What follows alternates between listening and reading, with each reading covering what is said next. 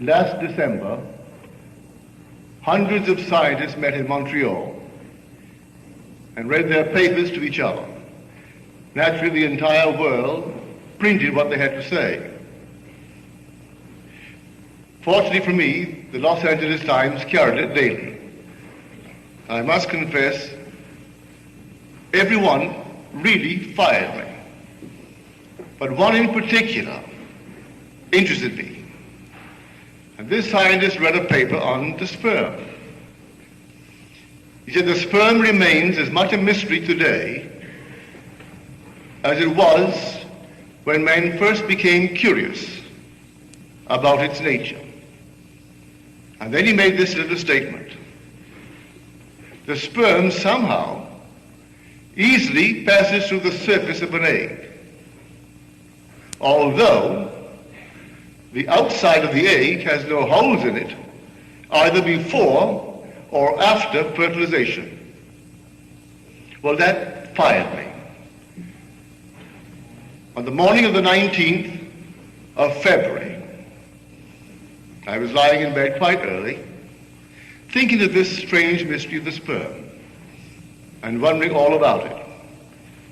And suddenly I felt myself detached from this body. I was not in my room, but I was in a room, and the room was sealed. There was no entrance, no exit, just a sealed room. But as I entered it, it became alive, it became animated. Then I thought of my bed, my body, and in one moment I am back on my bed. I thought of another detachment. I'm in an entirely different room, but it's also sealed. How I got in, I do not know, other than I simply imagined myself away from my body. I did not single out the room. The room was completely sealed. No entrance, no exit. Then I thought, here are these unnumbered states of consciousness. You can't number them. You can liken each state to an egg. And every state remains just like the egg until fertilized. And the presence that fertilizes the egg is simply our consciousness. We must be in it to activate it, to animate it. You could this very moment single out any state, and by the use of your imagination, imagine that you're in it. You'd be in it. Think this very moment of your living room, or any room in your house. Take an object, a familiar object in your room, and bring it as close as you can. If it's really here, well, then you can't be here in this room. As you become intense about it, concentrated on it, you are really where you are imagining yourself to be. For man being all imagination, he must be where he is in imagination. But what have I done there? I've fertilized it. I've actually made it real. And in a way that I do not know, I'm going to go there. But now you will say, naturally, I'm going to go there today. It's my home. I use that only to illustrate a point. You could take any place, no matter where it is, any part of the world. If you did the same thing to it that you would now do to your home, you will find yourself compelled to move across a bridge of incident leading up to the fulfillment of that state. You don't devise the means, but there's so many little facets to this wonderful art of imagining. I'll tell you one to show you the danger. When one wants one thing above all things in this world, and they're willing to sacrifice their moral, ethical code, in fact, every code, it also works. That's why I warned you in my last book, I can only acquaint you with the law and leave you to your choice and its risk. And I mean risk. I call this lady a friend. She is a friend. I'm not here to judge anyone in the world. And she is my friend living in New York City. When she was a young girl, she was as poor as a church mouse. She had nothing.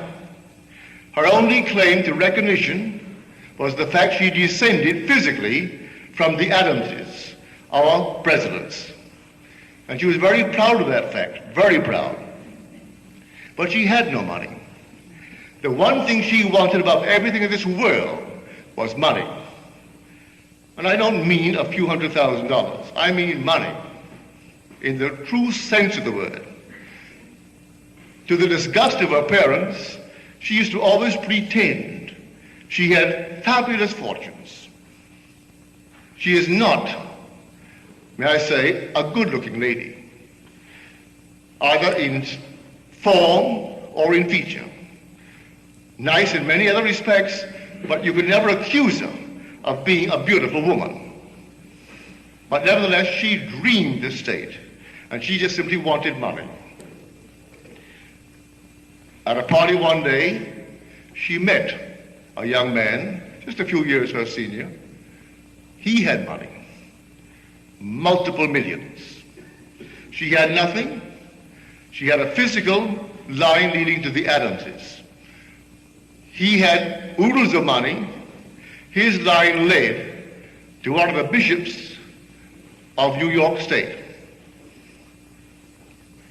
I do not say this to in any way discourage you in your admiration of some bishop or some man of the cloth, but his grandfather was a bishop in New York State.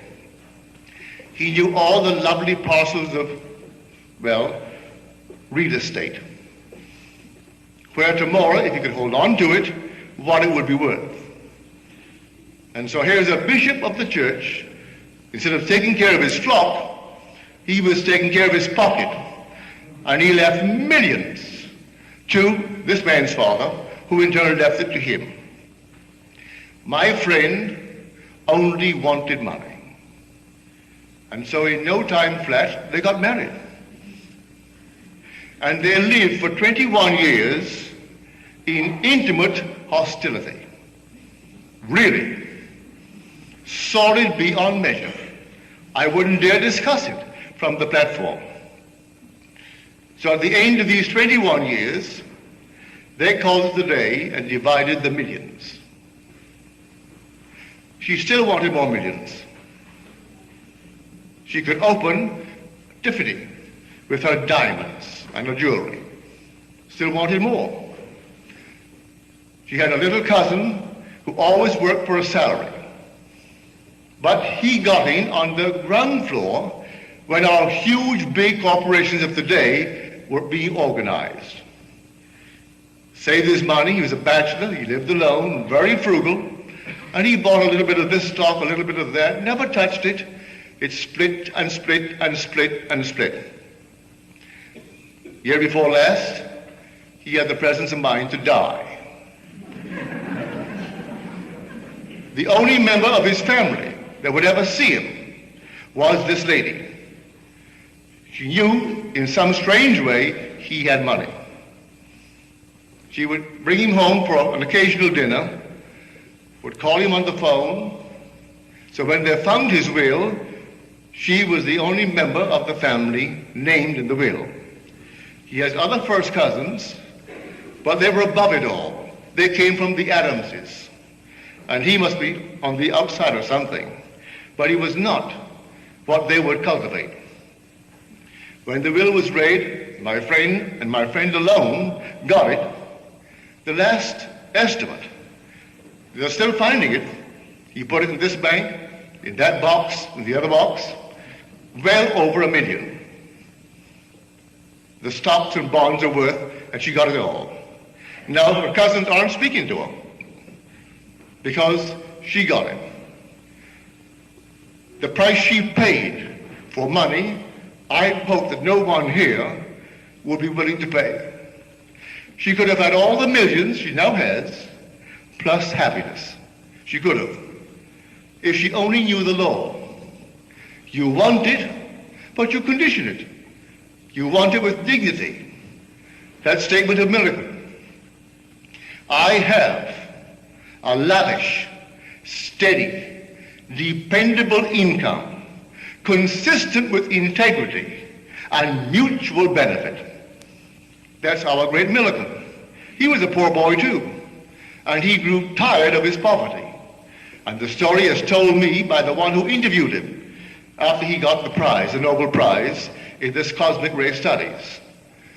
And he said to her, the interviewer, I was a poor boy, raised in a nice environment.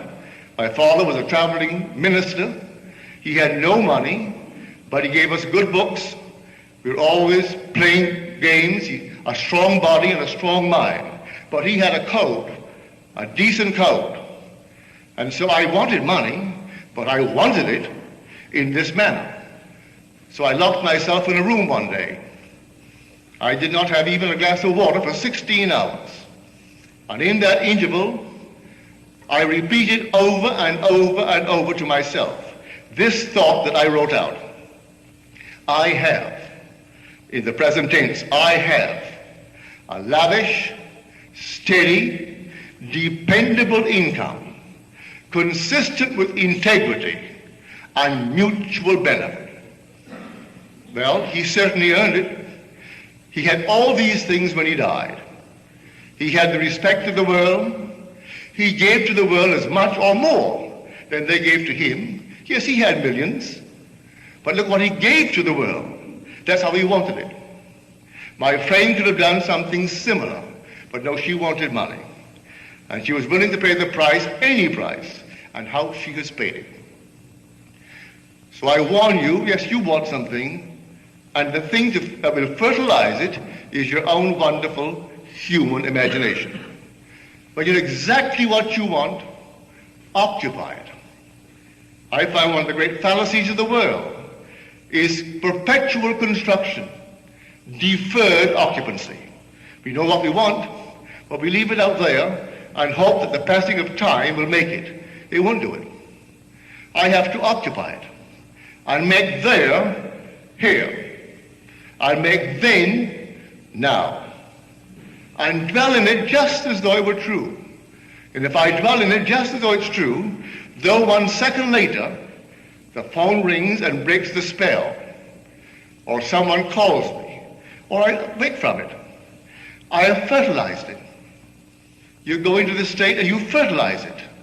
I may not recognize my harvest when it comes in due season. It'll come.